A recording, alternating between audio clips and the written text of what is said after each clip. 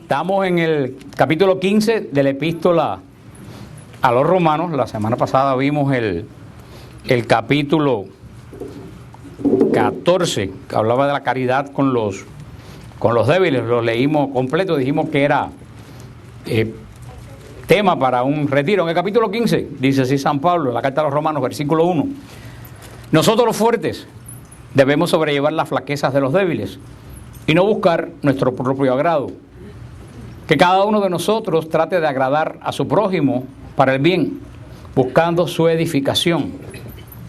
Pues tampoco Cristo buscó su propio agrado, antes bien, como dice la Escritura, los ultrajes de los que te ultrajaron cayeron sobre mí. En efecto, todo cuanto fue escrito en el pasado se escribió para enseñanza nuestra, para que con la paciencia y el consuelo que dan las Escrituras mantengamos la esperanza. Y el Dios de la paciencia y del consuelo les conceda tener los unos para con los otros los mismos sentimientos, siguiendo a Cristo Jesús, para que unánimes a una voz glorifiquen a Dios y Padre de nuestro Señor Jesucristo. Como ven, dice la... ¿Alguien puede bajar un poco? Es que eso está demasiado alto. Tiene como una bulla, si lo pueden bajar un poco. Yo creo que ahora se oye mejor, ¿no? Porque ahorita tenía como sí, como algo que... Vemos cómo San Pablo en la carta a los romanos va describiendo la vida de la fe, desde el principio, desde la antigua ley, pasando, después que nos habla de la eficacia de la ley, nos habla del antiguo pueblo, cómo el antiguo pueblo pues se desenfocó y en vez de enfocarse en Dios, se enfocó en la ley, que era solamente el vehículo. Vimos cómo nos habla cómo Cristo vino y realizó la redención, cómo Cristo realizó la propiciación, cómo Cristo puso en orden lo que estaba en desorden. Después nos habló de cómo nosotros esa redención nos la apropiamos por las aguas del bautismo. Después nos habló cómo los bautizados deben vivir en los dones del Espíritu Santo, porque si un bautizado no vive bajo los dones, carismas del Espíritu Santo, pues está perdiendo el tiempo. Verdaderamente está viviendo como una campana que suena. Después, ahora pues nos está hablando la vida práctica, cómo debe ser la vida práctica de ese bautizado que tiene los dones.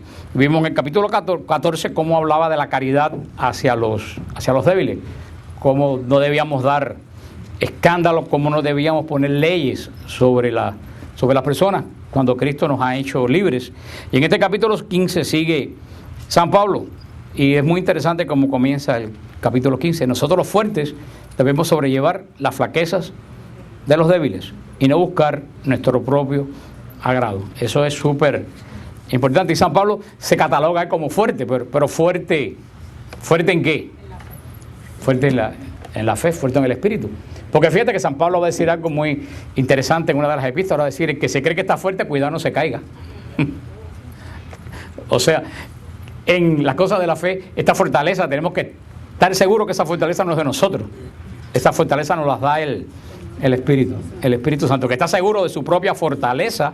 Dice San Pablo: cuidado no caiga. Por eso dice nosotros los fuertes, no lo que somos fuertes por medio de ejercicios espirituales, ni que somos fuertes porque he aprendido a ser fuertes, sino verdaderamente lo que nos agarramos del Espíritu, lo que hemos madurado suficientemente para saber cómo y dónde da el Espíritu.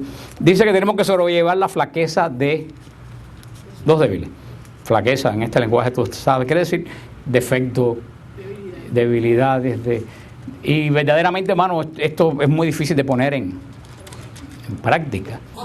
Tengo que decir: Señor, revísteme de lo alto para no coger y tirarse la Biblia por la cabeza. Aquí. Yo soy sincero, si algo tengo yo, que soy sincero. Si no fuera por eso, hermano, yo hace tiempo que hubiera terminado los retiros en el monasterio. Se lo digo con honestidad. Yo considero muchas veces, y se lo digo con toda honestidad, que los retiros que hacemos en los monasterios es una falta de respeto hacia mí, como persona. Lo considero totalmente. Sin embargo, ¿tú sabes por qué no los termino? Digo, tengo que tener paciencia con... ¿Por qué? Dice la hermana, ¿por qué? Porque mira, originalmente quisimos hacer un retiro de silencio. No sé si todos ustedes oyeron los anuncios míos por Radio Paz. ¿Se recuerdan qué decían los anuncios? ¿Es un retiro de qué? De silencio. ¿Se acuerdan que más yo decía? Si ustedes no son capaces de hacer silencio, no vayan. ¿No se acuerdan que yo lo dije se apuntaron cientos de personas, ninguno tenía intención de guardar silencio? una bulla increíble. Yo creo que eso, de cierta forma, es una falta de respeto. Porque si yo digo, por ejemplo, voy a hacer una fiesta en mi casa y no quiero que lleven bebida, y ustedes aparecen con una botella de whisky y la ponen encima de la mesa, yo creo que se están ofendiendo a la persona que está haciendo la... Ok, yo dije, ok, Señor, déjame respirar profundo, es imposible hacer un retiro de silencio. Bueno, vamos a hacer un retiro de recogimiento. Entonces, vamos por lo menos a pedir que hagan silencio en la capilla y en el comedor. En este retiro fue tal la gritería en el comedor que yo le dije a los hermanos, mira, yo no hago más ningún retiro. ¿Tú sabes por qué? Porque me tengo que pasar la vida entera mandando a callar. Entonces tú sabes la larga quién queda como el pesado. Yo, cuando nosotros en nuestro ministerio queremos hacer un retiro de silencio. Fíjate que yo dije, yo no hago más ningún retiro. Aquí se acabaron los hermanos, me dijeron, mira que les digo, mira, yo sigo haciendo los retiros, pero yo no me ocupo más de la disciplina del retiro. Yo doy la charla y me voy para mi cuarto. Y el resto pues haga aquí lo que bien le convenga. Pero ¿por qué no termino los retiros? Un ejemplo. Porque me acordé de este pasaje. Bueno, que yo le voy a hacer. Pero yo creo que verdaderamente que una persona que puso un ejemplo, puso un retiro como un ejemplo. Yo creo que si una persona, oye decir, hay un retiro, qué sé yo, del Espíritu Santo, y a usted no le gustan los carismáticos, usted no debe ir. ¿Cómo tú vas a ir a un retiro carismático a decirle a la gente, no pueden cantar alabanza? ¿Ustedes me entienden lo que le quiero decir? Muchas veces que respirar fuerte y decir, Señor, vamos a seguir porque ¿qué otra cosa podemos hacer? Esto es un ejemplo mío, pero cada uno de nosotros tenemos que lidiar con esta frase de San Pablo. Los que vienen por primera vez cuando digo que los odios, yo estoy hablando en sentido figurado. Lo que pasa es que los que no conocen la forma que yo hablo, yo siempre digo las cosas exageradamente para que ustedes se lleven un mensaje. Porque si se lo digo normal, no captan la idea. Te aseguro después que diga que yo los odio a todos, no se les olvida lo que estoy diciendo. Se lo puedo asegurar. Pero es lo que dice una persona que está agarrada del Espíritu Santo, tiene que tratar de sobrellevar la flaqueza de los que no. Y eso, hermano, no es fácil. Se lo digo que no es fácil. Las madres y los padres con los hijos, o los hijos con los papás y las mamás que son muy mayores, que a veces que uno dice, ay Dios mío, todos los días me dice lo mismo, pero uno tiene que acordarse de esto. Los hermanos que no han crecido en la fe vienen todos los días con el mismísimo problema y tú les hablas y tú oras, ya no te queda oración en todo el calendario que hacer y siguen con la misma. O sea que sí, Señor, bueno, tenemos que acordarnos lo que dice San Pablo. No puedes buscar tu propio agrado. Si fuera por mí, no había más retiro.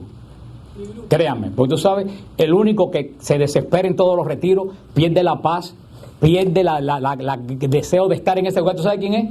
Yo. Créanme, cada retiro, y Sonia que está diciendo que sí, que va en el carro conmigo, y Mildred que van conmigo en el carro, lo saben. Porque nosotros nos vamos el día antes para poder arreglar todo lo que ustedes ven ya arreglado cuando ustedes llegan. Ellos saben que cada retiro para mí es una pesadilla. Cuando estoy hablando en serio, que me deja mal por meses. Sin embargo, yo no puedo buscar mi propio agrado. Tengo que seguir haciendo lo que el Señor pues quiera. Y yo creo que cada uno de nosotros tenemos, si todo el mundo pensara eso, no buscar, yo nada más que hago lo que a mí me agrada. No, a eso no nos llamó el Señor. El Señor nos llamó a construir su reino. Cada cual en el nivel que el Señor lo ha llamado, porque a todo el mundo no lo ha llamado a predicar, a todo el mundo no lo ha llamado a orar, a todo el mundo no lo ha llamado a tocar guitarra. El Señor cada uno lo llama. Ahora créeme, hermano, al nivel que el Señor te llama, tú tienes que aplicar esto. No puedes buscar tu propio agrado. Porque si tú buscas tu propio agrado, te pasa como los judíos con la ley. Te desenfoca. Entonces mides las cosas por quién? Por ti mismo. Entonces tú no puedes medir las cosas por ti mismo. Tú tienes que medir las cosas por lo que Dios te está pidiendo, para lo que Dios te está llamando. Porque hoy en día, hermano, es facilísimo que te desenfoque. Y yo quiero decirle algo, yo estaba pensando hoy, a lo mejor parece una locura, pero de esta forma todo el mundo piensa que estoy loco, así que me da igual que piense que estoy más loco todavía. Decía, así como hay alerta del tiempo, ustedes han visto que ponen ese anuncio que dice, viene entornado. Alguien espiritual debe dar alerta cuando el otro anda loco.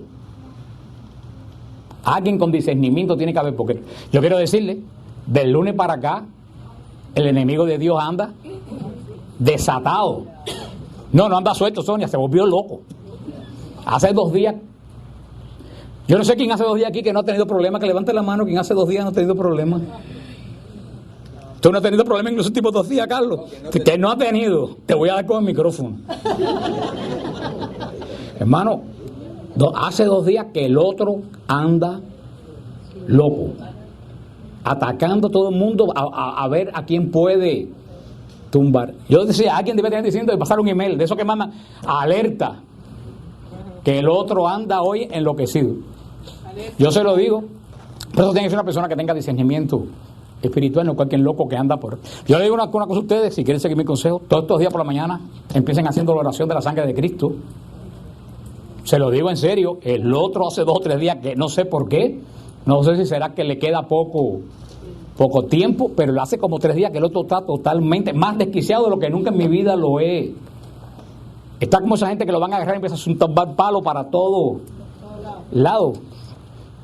Las personas que son espirituales saben de qué yo estoy hablando. Por eso le digo a ustedes, lo notes o no, trata esta semana todas las mañanas cuando te levantes. Si tienes la oración de la sangre de Cristo, si no la puedes sacar del website de nosotros, empieza la mañana haciendo la oración de la sangre de Cristo. Y aplicar este versículo. Dice que cada uno de nosotros trate de agradar a su prójimo para el bien.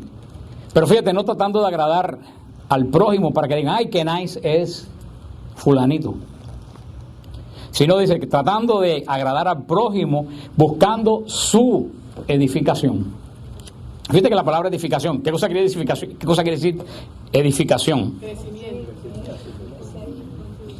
La palabra edificación no quiere decir que implica crecimiento, pero edificación es construcción. Edificación es que tú estás construyendo algo. Y cuando decimos la edificación de otra persona, no es el crecimiento de la otra persona, es que tú estás construyendo la otra persona como cristiano, ayudando a esa persona que se construya como cristiano. Por eso dice que cada uno trate de agradar al prójimo, no para su propio bien, sino buscando que esa persona se construya como cristiano. Dice el ejemplo Cristo. Cristo no buscó su propio bien. Y el otro día, yo no sé si fue, venía oyendo en Radio Paz, un programa que había como a las 4 de la tarde, creo que hoy, decía ese señor que estaba hablando, no sé si es sacerdote porque lo cogí tarde, decía, todo el mundo va a los sermones de la iglesia y dice, ay, qué lindo, pero cuando tú le preguntas qué fue lo que dijo, nadie sabe qué fue lo que dijo. Ahora cuando el sacerdote cuando dice la palabra de Dios, que si tú dices que tú amas a Dios y no amas a tus compañeros de trabajo o a tus vecinos, tú eres un mentiroso. Y que le diga, todos ustedes son un jato mentiroso, entonces todo el mundo se pone bravo. Y por eso Jesús se buscaba problemas, porque si Jesús no hubiera dicho lo que hubiera dicho, a lo mejor se hubiera muerto de viejo, no lo hubieran crucificado. En este hecho de Pedro, cuando Jesús habla las palabras tan duras de la Eucaristía, que no me comen, no tiene vida eterna. Y para nosotros, ¿qué decimos? ¡Ay, qué lindo! No, pero eso no fue lindo. La gente que lo vieron entendieron que un hombre de 30 años decía que había que comérselo. Eso no fue lindo. La gente dijeron, y cuando Jesús empieza a decir eso, Jesús cambia la palabra que estaba usando en griego, y en vez de decir comer, cambia para la palabra masticar. Para que no quedara la dura, dijo, quien no come mi cuerpo, y después dice, le digo de verdad que no mastica mi carne. Y cuando todo el mundo se empieza a ir, que aparentemente Pedro, para mí que Pedro trató de decirle, oye, me se están yendo la gente. ¿Qué le contestó Cristo? ¿Y tú? ¿También te quedas? Decídete. En otras palabras le dijo, óyeme, si no te conviene, te puedes ir con los demás. Porque Pedro, que había encontrado en Jesús la respuesta que buscaba, lo pensó y dijo, ¿dónde yo voy a encontrar lo que este hombre me ha... Hombre estoy diciendo porque él lo veía en ese momento como un hombre. Hay que buscar la edificación del prójimo. Igual que Cristo no buscó su propio agrado. Dice San Pablo en el versículo 4, que todo cuanto fue escrito en el pasado se escribió para enseñanza nuestra, para que con la paciencia y consuelo que dan las Escrituras mantengamos la esperanza. Acuérdense como uno de los primeros capítulos de la Carta de los Romanos que hablamos, la esperanza. Esperar contra toda esperanza. Eso es mantener la esperanza. Y dice San Pablo, ¿qué es lo que mantiene la esperanza? La Escritura. Definitivamente la Escritura mantiene la La esperanza, los profetas, el profeta Isaías, el profeta Jeremías, los salmos. Los salmos mantienen la esperanza. Hay muchos libros escritos de los salmos, inclusive hay libros que te dicen un salmo para cada día. Los salmos son libros que mantienen y los profetas mantienen muchísimo la esperanza. Dice San Pablo, nos da el consejo, ir a la Escritura, porque dice que todo lo que se escribió en el pasado se escribió para enseñanza nuestra. Dice, y el Dios de la paciencia y del consuelo les conceda tener los unos para con los otros los mismos sentimientos de Cristo Jesús. Es muy interesante lo que dice San Pablo. Dios es Dios de dos cosas, de paciencia y de consuelo. Dios tiene infinita paciencia. ¿Por qué ustedes creen que Dios tiene paciencia? Porque es Padre, porque nos ama. Y porque es un misterio que la mitad de la gente no entiende. Y porque es amor. Y porque no vive en el tiempo. Uno pierde la paciencia cuando uno dice, se me está acabando el tiempo para hacer tal cosa. Dios no vive en el tiempo. Como no vive en el tiempo, Él tiene todo el tiempo para ser paciente. Dios es paciente. Nosotros lo que tenemos, el problema de nosotros es cuando nosotros no adaptamos mi tiempo al tiempo de Dios. Ahí es donde está la sabiduría. La sabiduría es adaptar mi tiempo al tiempo de Dios. Nosotros queremos vivir el tiempo de nosotros. Por eso andamos siempre corriendo sin llegar a ningún lado. Sin embargo, Dios no tiene tiempo. Entonces la sabiduría, ¿cómo se hace? Yo no tengo la menor idea. Me imagino que con la oración. Pero yo creo que llegar a la sabiduría es saber adaptar mi tiempo. A ver si me entienden lo que digo. Es adaptar mi tiempo al no tiempo de Dios. ¿Es difícil? Por supuesto, es imposible. Pero si no lo trata, el único perjudicador es tú. Decir, yo digo este plan, pero Dios tiene otro plan que yo no sé. ¿Qué es lo que tú tienes que tener en abundancia para esperar el plan de Dios? Paciencia. Y Santa Teresa, que es la madre de la paciencia, que dijo, la paciencia todo lo alcanza. Ay, hermano, pero qué difícil es tener paciencia. ¿Y qué cosa es la paciencia? Esperar con paz. No esperar. La paciencia es esperar con paz. Porque hay un refrán por ahí que no está en la Biblia, que hay veces que en el mundo se aplica, que dicen que espera, desespera. Y digo, bueno, eso es el que no espera en Dios. El que espera en Cristo sabe guardar su paz. Ahora el problema es que en el medio de las tribulaciones uno tiene que aprender a guardar la paz. Es decir, yo ando a mi tiempo, pero yo tengo que esperar el tiempo de Dios. Porque Dios es Dios de la paciencia y del consuelo. Dice San Pablo, ¿y para qué hay que hacer todo eso? Para que una voz todos glorifiquen a Dios, Padre de nuestro Señor Jesucristo. Ese es el sentido de la creación, el sentido de la vida del cristiano. El sentido de la vida del cristiano es buscar la glorificación de Dios, nuestro Padre, que es el Padre también de Jesucristo. Por eso es que con tus obras tú puedes darle gloria a Dios, o con tus obras tú puedes quitarle gloria a Dios. Ese es el misterio de Dios, como dice el Padre Nuestro. Padre nuestro que estás, ¿cómo sigue? Y Dios, no sigan hasta ahí, porque si no me recitan el Padre Nuestro completo de memoria, y toda la gente recita el Padre Nuestro como papagayo, no sabe lo que están. Un día va a ver que estudiar el Padre Nuestro. ¿Se acuerdan cuando estudiamos el credo? Uno dice el credo y no tiene la menor idea de lo que está diciendo. Mira lo que dice el Padre Nuestro: santificado sea. Dios es santo o no es santo. ¿Y es santo perfecto? ¿O es imperfecto? Y si el santo es perfecto, ¿cómo tú puedes darle santidad? Si ya tiene toda la santidad, ¿cómo tú puedes santificarlo más? Están ustedes tremendamente teológicos. Pero sí, por ejemplo, ¿alguien puede, a Bill Gates, alguien lo puede enriquecer? Si es el hombre más rico de la tierra. Dios tiene toda la gloria. Por mucho que tú hagas para darle gloria a Dios, tú no le vas a dar ninguna gloria. Y Dios es totalmente santo. Tú, por mucho que hagas, tú no puedes santificar. ¿Tú sabes cuándo santificamos a Dios? Cuando tú con tus acciones haces que otro hermano reconozca la santidad de Dios. Porque entonces no le estás dando santidad a Dios, está haciendo que otra persona reconozca la santidad de Dios. Santificado sea tu nombre. Tú santificas a Dios viviendo santamente para que otra persona conozca la santidad de Él. Porque en la medida que más gente conozcan a Dios, más se santifica el nombre de Dios. No en Él, sino en los demás. Y tú puedes darle santidad al nombre de Dios o quitarle santidad al nombre de Dios. Hermano, eso es terrible. Una acción tuya mala que haga que el nombre de Dios sea desantificado.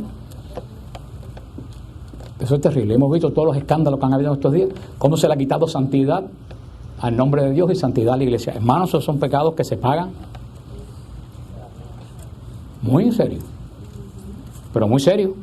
Y todo el mundo está pensando en el caso de Padre Alberto, pero eso mismo puede ser a mayor o menor escala cada uno de nosotros, en el trabajo, en la familia. Claro, que el que tiene más responsabilidad tiene que tener muchísimo cuidado con lo que hace, para que no le quite santidad al nombre de Dios, porque de verdad le digo, en este último mes yo nunca he visto el nombre de Dios y de la iglesia más arrastrado por el fango que en este último mes que pasó. Se arrastró como nunca por el fango, hermano, y eso es uno de los pecados más terribles. Yo creo que la gente que lo hace no se da cuenta, metido en la soberbia de la persona, no se da cuenta. Sigue diciendo en el versículo 7: por tanto, acójanse mutuamente como los acogió Cristo, para gloria de Dios. Pues afirmo que Cristo se puso al servicio de los circuncisos a favor de la veracidad de Dios, para dar cumplimiento a las promesas hechas a los patriarcas, y para que los gentiles glorificaran a Dios por su misericordia, como dice la Escritura. Por eso te bendeciré entre los gentiles y ensalzaré tu nombre. Y en otro lugar: gentiles, regocíjense juntamente con su pueblo, y de nuevo alaben nación todas al Señor, y canten himnos todos los pueblos. Y a su vez, Isaías dice: aparecerá el retoño de Jesé, el que se levanta para imperar sobre las naciones. En él pondrá a las naciones su esperanza. El Dios de la esperanza los colme de todo gozo y paz en la fe, hasta rebosar de esperanza por la fuerza del Espíritu Santo. San Pablo, en esta carta, ya camino al final de la carta a los romanos, pues nos pone lo que ha sido el camino de toda la carta a los romanos, diciéndole: el cristiano debe ajustar su vida a Cristo. Punto. ¿Se puede lograr totalmente? No, pero si no lo logra, cada día te alejas más de... Por eso termina casi esta carta diciendo San Pablo: acójanse mutuamente. ¿Como quién? Como Cristo los acoge a ustedes. Entonces imagínate, tú llegas a la confesión contrito y Cristo te diga: no tengo nada que ver contigo, me tienes, como dicen en Santo Domingo, me tienes harto ya. Cristo nunca dice, y es lo que le decía a ustedes, que no viene al caso, pero le decía a ustedes de la confesión: mientras nosotros sigamos viendo la confesión con miedo, no hemos crecido en el Espíritu. El día que tú vayas a la confesión con alivio, decir: Dios mío, necesito confesarme porque necesito salir de... Entonces ya tú estás creciendo en el... Ahora cuando tú digas: ay, confesarme, y ahora todavía tú no has crecido, no conoces, porque Dios, cada vez que tú te confiesas, hay fiesta en el cielo. Y si hace 40 años que no te confiesas, hay más fiesta todavía en el cielo. El otro día también lo decía un sacerdote que estaba dando un testimonio, que decía que él daba una, no sé si era retiro, qué sé yo, y decía: en este retiro perdí el tiempo. Dice que vino un señor con poca cara de amigo a confesarse, y él dijo: este viejo debe venir con el pecado que le dijo una mala palabra a la nuera, qué sé yo, y le dijo: padre, ¿cuánto tiempo hace que no te confiesas? Y el señor le dijo: hace 71 años que no me confieso. Dice: padre, para mí fue una alegría inmensa. Al contrario, todo el mundo pensaría que el cura se puede poner bravo. Dice: para mí fue una alegría inmensa saber que yo con estas manos que ungieron una vez en óleo pude perdonar los pecados de 70 años. Cuando uno empieza a ver la confesión de esa forma, uno ve las cosas diferentes. Porque Cristo siempre que te acoge. ¿Sí? No solo es perdonar, porque tú puedes perdonar y no acoger. Tú puedes decir: sí, lo perdono, pero mientras más lejos se ponga, mejor. Y está bien, ya si tú perdonas, aunque no quieras ver a la persona, ya es un paso. Pero ¿cuál es la perfección? Perdonar y acoger. Ahí sí tú triunfaste. Ahí tú llegaste, entre todos los 30 escalones San Climaco, llegaste casi a lo perfecto. Cuando perdona y acoge. Ahora, pero para perdonar y acoger, dice, solamente lo puedes hacer agarrándote en Cristo. No hay ninguna otra forma. Y pone el ejemplo a Cristo, dice, Cristo se puso al servicio de los circuncisos. ¿Quién eran los circuncisos? Los judíos. ¿Y por qué le dice circuncisos? Porque era la gente que estaban amarrada ¿a qué? A la ley. Dios le dio 613 leyes. No, ¿quién se los buscó? Ellos mismos. ¿Y qué hizo Cristo? Se hizo ley con ellos. Cristo se puso bajo la misma ley que ellos. ¿Y por qué se puso bajo la misma ley que ellos? Dice, para dar cumplimiento a lo que profetizaron los patriarcas y los profetas. Cristo no tiene necesidad de amarrarse a la ley judía. Sin embargo, Cristo se amarró a la ley judía, ¿para qué? Para acoger ¿a quién? A los judíos. Para decir, mira, este es igual que uno de nosotros. No es uno extraño que viene de afuera. Eso me recuerda el hecho del padre Damián, que ahora está en proceso de beatificación. Este señor que para poder entender a los leprosos, se hizo leproso y se inyectó el virus de la lepra. Para poder ministrar, porque los leprosos no lo acogían y decían, ¿cómo tú que no eres leproso vas a entender a mí que se me están cayendo los pedazos de...? Y él se hizo leproso para ser aceptado por los leprosos. Eso es lo que quiere decir San Pablo. Tenemos que tener acogida para los demás, y muchas veces hay que hacer esfuerzo para acoger, no solo para perdonar, para acoger. Dice, por eso Cristo se puso al servicio. Cristo se puso al servicio de Israel sabiendo que Israel lo iba a crucificar. De eso no hay la menor duda.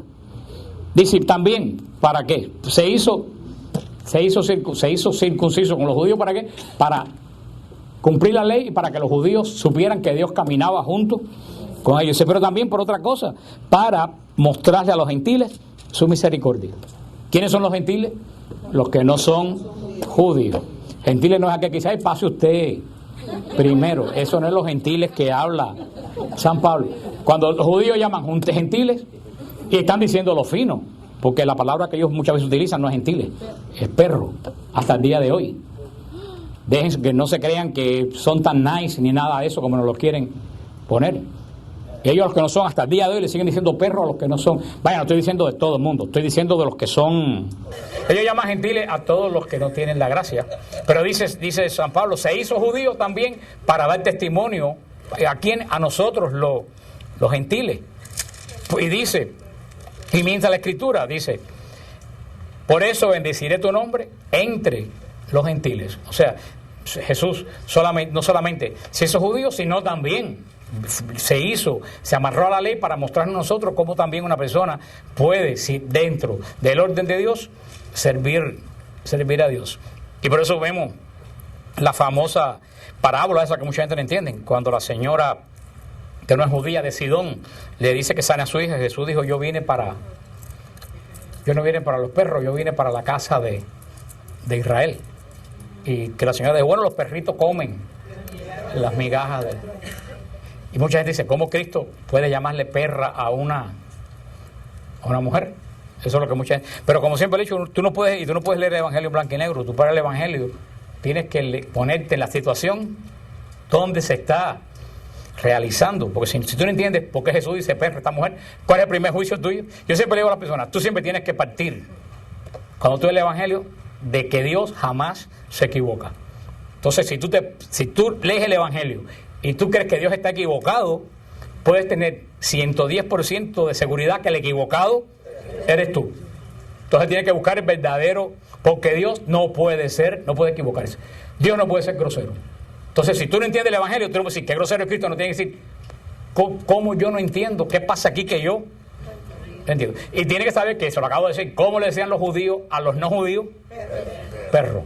Por eso cuando viene esta mujer, que por su forma de vestir, por su forma de hablar, Jesús estaba en casa de unos fariseos comiendo, en un caso israelita, comiendo. Llega esta mujer extranjera y le pide un milagro. ¿Qué pensarían todos los judíos que estaban sentados con Jesús a la mesa? Esa es una es una perra extranjera. Por eso Jesús le dice, yo no vine para los perros. Entonces, si ustedes se ponen en ese lugar, Jesús dice, yo no vine para los perros. ¿Cómo usted se imagina que harían todos los fariseos aquellos con sus cosas y sus gorros? ¿Qué usted cree que harían esos fariseos? Habían dicho, este está hablando como es. Por eso cuando la mujer dice, los perritos comen, Jesús dice una palabra terrible, dice, en todo Israel no he encontrado una fe como esta mujer. ¿Tú sabes lo que hizo? Le dio a los... Porque todos los judíos dijeron, habló bien, y después le dijo, todos ustedes están equivocados, ninguno de ustedes tiene fe, la que tiene fe es esta mujer que no es israelita. Tienen que ver de esa forma. Es una tremenda enseñanza. Todos dijeron, claro que sí, que es una perra extranjera, esa mujer que... Y Jesús te viene diciendo que tiene más fe que todos los fariseos que estaban sentados en esa... ¿Y qué es lo que vence a los ojos de los hombres? ¿Qué es lo que vence esa resistencia? Porque no había resistencia, era una enseñanza.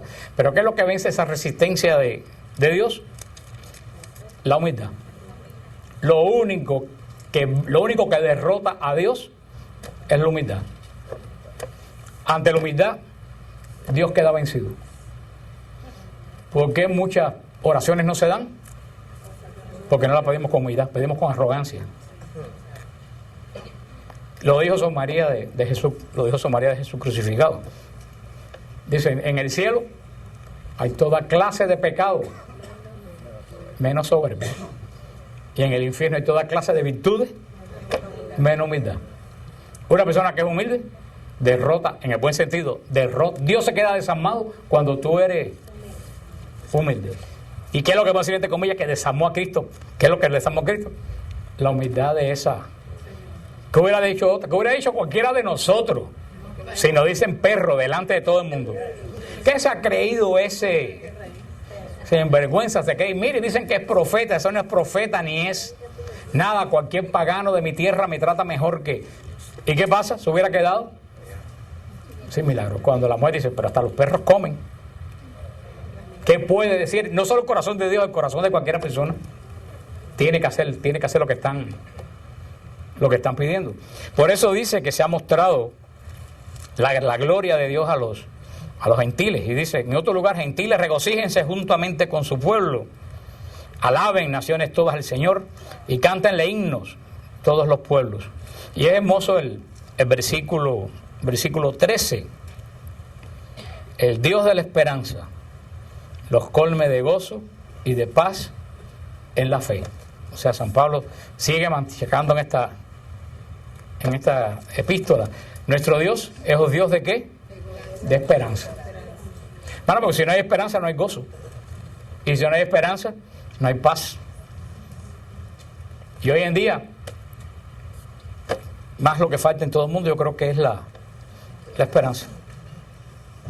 Cuando estábamos allá en el monasterio, yo creo que fue Álvaro que me preguntó, que era el ancla, ¿no fuiste tú, Álvaro? Y Mónica me preguntaron el ancla. ¿Fueron ustedes? Los que me preguntaron el ancla que tenía el santo en la mano. Sí. Yo creo que fueron ustedes cuando estaban viendo, que me dijeron que si era que se había muerto martirizado. Y le dije, yo no conozco al santo pero sí sé que el ancla en las cosas de la fe quiere decir esperanza. Esperanza y al mismo tiempo fe también, pero sobre todo esperanza, porque la esperanza es lo que te ancla en la fe. Si tú no tienes esperanza, ni siquiera tú puedes tener fe. Por eso siempre usted ve algún signo en la iglesia que es un ancla, quiere decir la esperanza, es el signo de la... Porque la esperanza es como un ancla, te mantiene, que un ancla mantiene un barco en el mismo lugar, no está a la deriva. La esperanza es lo que te mantiene unido a la fe para no andar en la deriva. Por eso el demonio es sabio, lo primero que hace el demonio cuando te va a atacar es atacarte en la esperanza. Esto no lo arregla ni el médico chino. La enfermedad que tú tienes, nadie te ha podido curar hasta el día de hoy. ¿Quién más te va a curar? Eso es lo primero que hace el demonio, trabajar en quitarte la... ¿Tú sabes por qué? Porque el demonio no tiene esperanza. Y Santa Teresa decía que eso es lo más terrible del infierno. Santa Teresa decía que lo más terrible del infierno es que no hay esperanza. Y Santa Teresa decía una frase, para siempre, siempre. Hoy tú puedes decir, bueno, no tengo donde caerme muerto hoy, pero a lo mejor mañana me saco aunque parezca remoto, eso es una esperanza, aunque parezca tonta, esa es una. En el infierno no hay ni siquiera eso. En el infierno, aunque pasen millones de siglos, nada va a cambiar. Y nosotros no podemos entender eso porque nosotros no vivimos fuera del tiempo. Pero el demonio no tiene esperanza. Al no tener esperanza él sabía lo que es la esperanza, por eso que la perdió. Por eso lo primero que hace es que uno pierda la esperanza. Y por eso muchas veces nosotros, en vez de anclarnos en el presente, nos anclamos en el pasado. Tenemos el ancla metida por allá hace 30 o 40 años. Y de ahí nadie nos... Aunque estaba leyendo una cosa el otro día muy interesante. Todo el mundo siempre, en todo el país se piensa, y todos nosotros pensamos que siempre lo de antes fue mejor. Todo el mundo piensa, hace 10 años, la cosa... Pero lo triste del caso que hace 20 años la gente pensaba que hacía 40 años.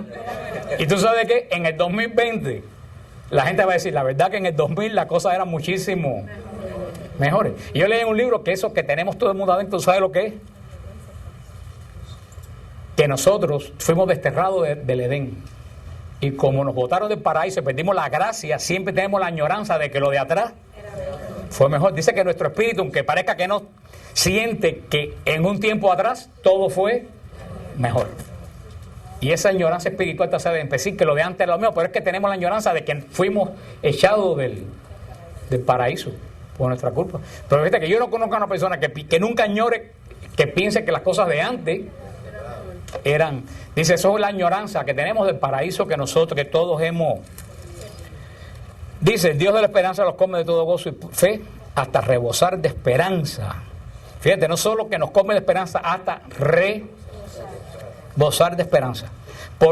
¿Cómo se puede rebosar de esperanza? Por la fuerza del Espíritu Santo.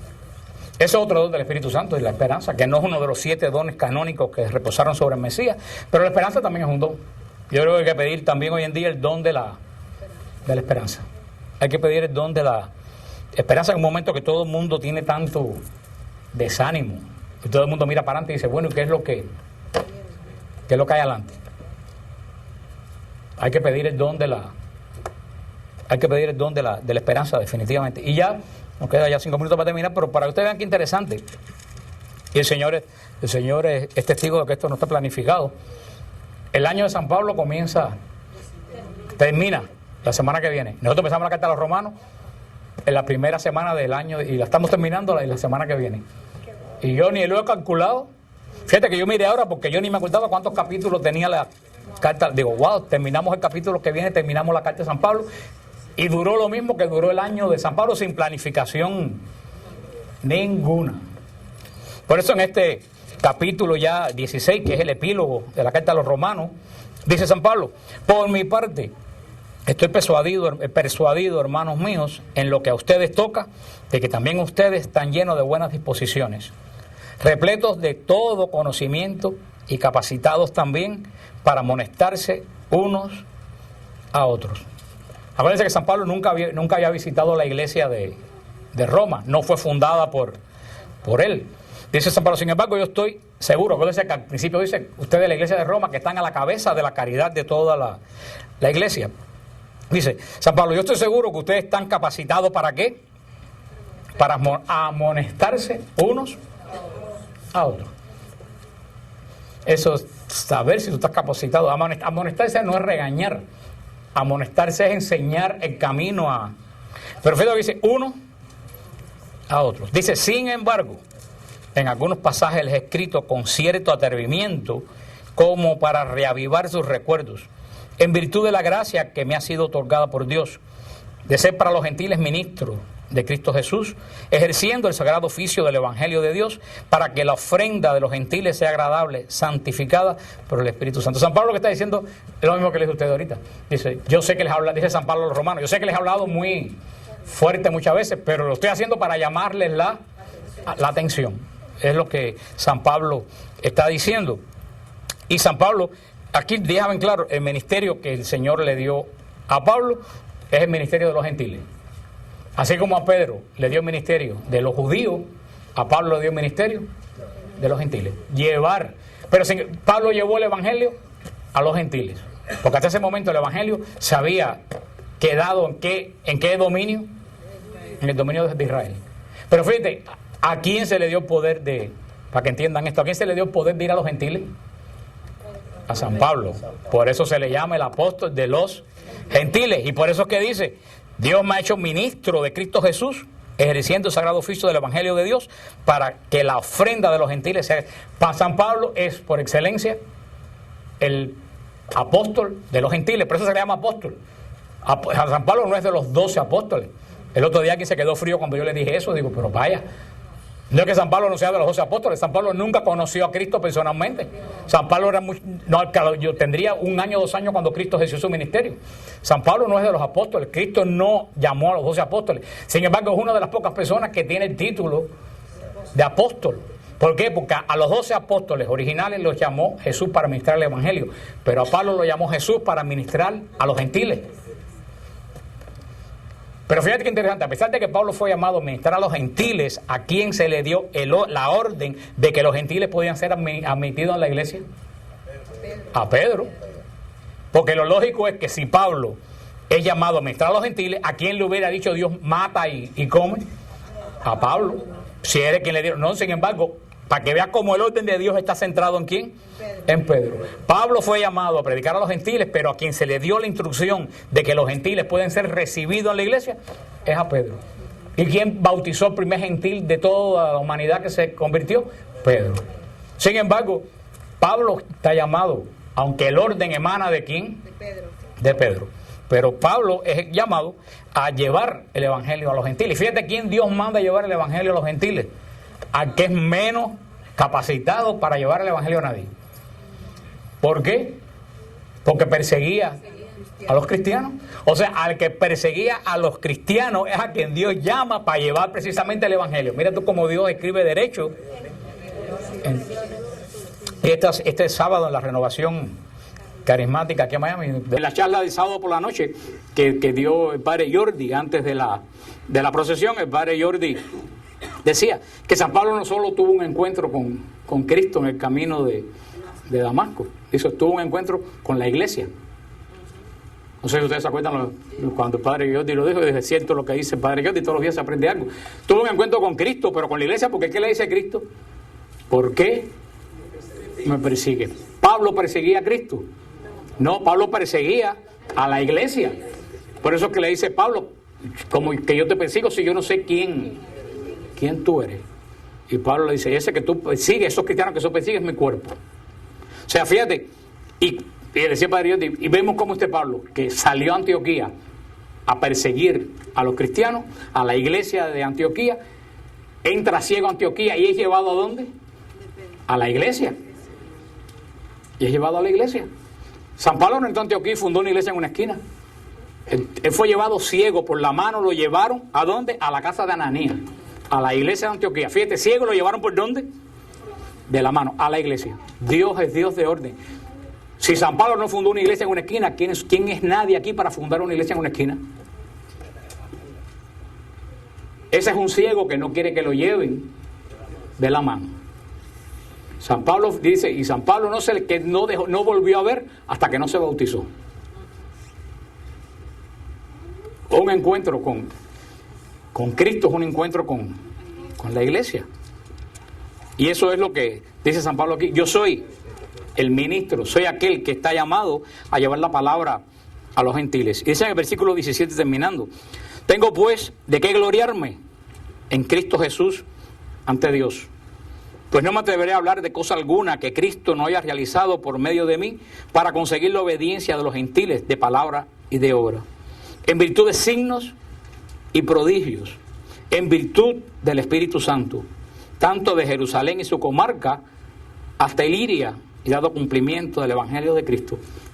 Y aquí también en la charla de la conferencia el martes, el padre Jordi también nos recordaba algo muy interesante que dice San Pablo, aquí hablando y terminando el año de San Pablo, que coincide con esto, este gran hombre, el apóstol de los gentiles. Y decía el padre Jordi, y es cierto lo que lo he hecho también muchas veces, porque el padre Jordi dijo muchas cosas aquí, ahí que yo siempre le digo a ustedes, aquí, o sea que más o menos la gente que camina en el Espíritu tiene la misma, y allá también, o sea que yo me he dado cuenta que caminen todos los que caminamos en el Espíritu tenemos más o menos el mismo olfato de lo que está pasando. El padre Jordi dijo, wow, son cosas que yo le digo todos los martes. Lo que pasa es que como yo soy el padre Jordi, mira, nadie me hace caso. Es la única. Porque estoy seguro que si ustedes llevan un retiro de silencio con el padre Jordi, les puedo asegurar que no iban a hablar. Eso para que vea cómo nuestro respeto está en lo que es una persona, no en lo que quiere hacer. Pero bueno, ese es otro punto que nos vamos a volver al... Pero para ellos decía que nosotros muchas veces no nos damos cuenta porque leemos el Evangelio como algo, ¡ay, qué lindo! ¡Ay, qué lindo! Pero tienen que darse cuenta que Pablo llegaba a ciudades donde jamás en la vida nadie había oído hablar de Cristo. Porque Pablo podía llegar, no sé, a una iglesia donde hubiera judíos ya, a una sinagoga, a hablar, y esos judíos sabían que el Mesías iba a venir, y el San Pablo decía, ese Mesías, todos estos signos yo los vi, se cumplieron, es decir, de los judíos ya tenían la base de decir, mira, verdad, pero Pablo llegaba a ciudades totalmente paganas, donde nunca habían oído hablar de nada de judaísmo, y cómo convertía a la gente. En Grecia, ¿se acuerdan? Un ejemplo típico que llegó a Grecia, al Areópago de Grecia, y dijo, ese Dios que ustedes tienen aquí, que dicen que el Dios desconocido, yo sé quién es. Y todo el mundo dijo, wow, qué interesante. Y vinieron y dijeron, ese Dios que fue crucificado. Y dijeron, no, otro día nos cuenta la historia esa, porque Pablo iba a ciudades que decía, yo estoy predicando a un Dios que murió la muerte de los esclavos. ¿Cómo decir ahora? Yo estoy predicando a un Dios que se murió de sida.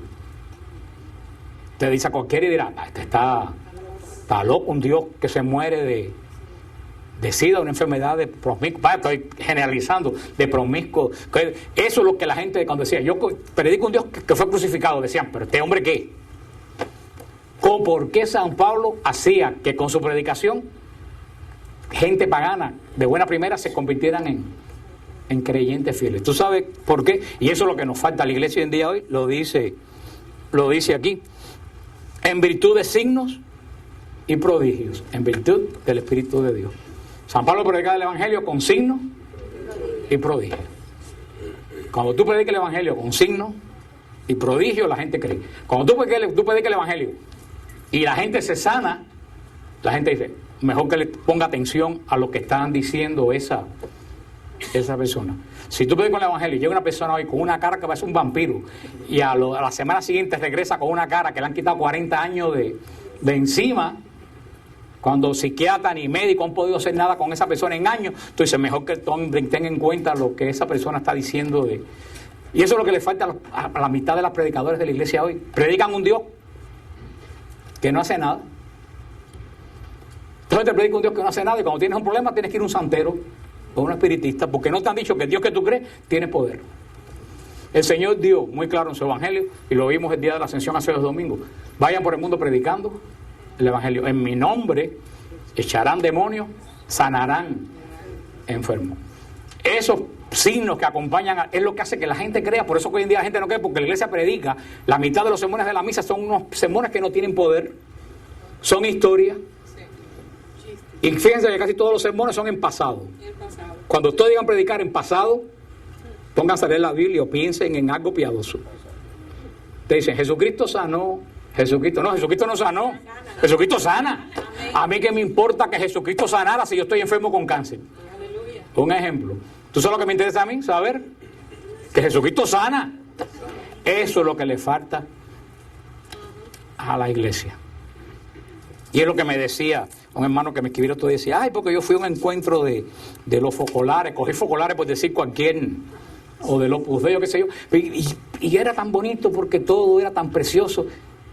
Y yo decía, ¿y te dijeron que ese Dios se mete en tu vida y tiene poder? No. Le digo, entonces a mí no me interesa eso.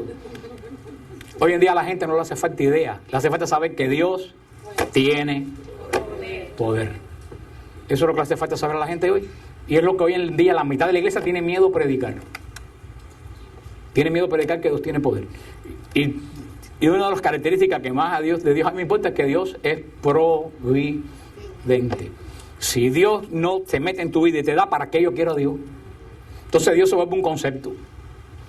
Dios es grande. Sí, pero y cuando yo tengo un problema, ¿qué hago yo si ese Dios no viene en mi ayuda? Y yo creo que eso es lo que nos falta en la predicación en la iglesia hoy. Por eso que Pablo convencía a la gente. Dice, en virtud de signos y prodigios. Porque cuando los signos y prodigios ocurren no es para el que lo está realizando, es para probar que el evangelio que estamos predicando tiene poder y es efectivo. Y por eso siempre se predica el evangelio, hay que orar por los enfermos, hay que orar por las personas que tienen necesidad. Porque si no terminamos predicando un evangelio intelectual. Y el evangelio no es intelectual, el evangelio es poder de Dios. Y la gente necesita hoy saber que Dios se mete en tu vida y la pone patas arriba. Es lo que necesita la gente. Porque tú sabes cuántos problemas hay que necesitan ser solucionados. Y cuánta gente carga problemas años y años y años y años. Porque nadie le ha dicho, Dios en quien tú crees te puede liberar de ese problema. Eso es lo que necesita la iglesia. Por eso que yo digo, desde que yo encontré el movimiento carismático, yo dije, por ahí es donde a mí, yo siento que es lo que hoy en día el mundo necesita. Porque todo el mundo conoce a Dios. Y si todo se queda, ay, yo entro en la presencia de Dios y me quedo, eso está muy bien. Pero eso pasó en el Monte Tabor. ¿Y qué dijo Jesús a Pedro cuando quisieron hacer 3 casitas y quedarse ahí? Para nada. Para Jerusalén. Uno sube aquí arriba a coger fuerza, pero no te quedes ahí, tú vuelves a dar la batalla. Y ese es el Dios que predicaba Pablo. Por eso es que Pablo es mandado a predicar, porque lo que vivió Pablo no fue nada fácil. Si ustedes cogen un mapa, si ustedes un día cogen la curiosidad, cogen un mapa y ponen todas las ciudades que Pablo caminó, van a ver que son miles de kilómetros a pie. No, a pie, miles. Y tú ves que Pablo iba para la Asia Menor y el Espíritu Santo le dice, tienes que virar. Y Pablo va a darse vuelta y virar a donde el Espíritu Santo naufragó una pila de veces, lo quisieron echar a los tiburones, le dieron una tunda de palo que lo dejaron por muerto, lo metieron. Pablo fue a Filipo. Mira que Pablo, si ustedes miren dónde está Filipo, Filipo está donde el diablo perdió el poncho. Está en el fin del mundo, está Filipo. Pablo llegó ahí, dio una predicación, lo molieron a paro, lo pusieron en el cepo y lo botaron de la ciudad. Y uno diría, perdió el viaje. Lean la carta a los filipenses, la carta más hermosa de Pablo. Y tú sabes cuántas, en toda esa tunda de palo, estar en el cepo, ¿tú sabes cuántas personas convirtió? A una, a Lidia, la única que convirtió, dirían, perdió el tiempo. Y lean la carta, es la iglesia que más gozo le dio a Pablo. Porque uno no mide las cosas de acuerdo al éxito humano, sino Pablo no estuvo midiendo lo que él hizo de acuerdo al éxito que tuvo. Pablo estuvo midiendo lo que él hizo de acuerdo a hacer la voluntad de Dios. Por eso dice que es un hombre de esperanza, porque caminar y caminar y caminar. Y yo creo que la única vez que Pablo desobedeció a Dios fue cuando fue a Jerusalén a hacer un voto y terminó en Roma y le cortaron la cabeza. Porque nadie es perfecto.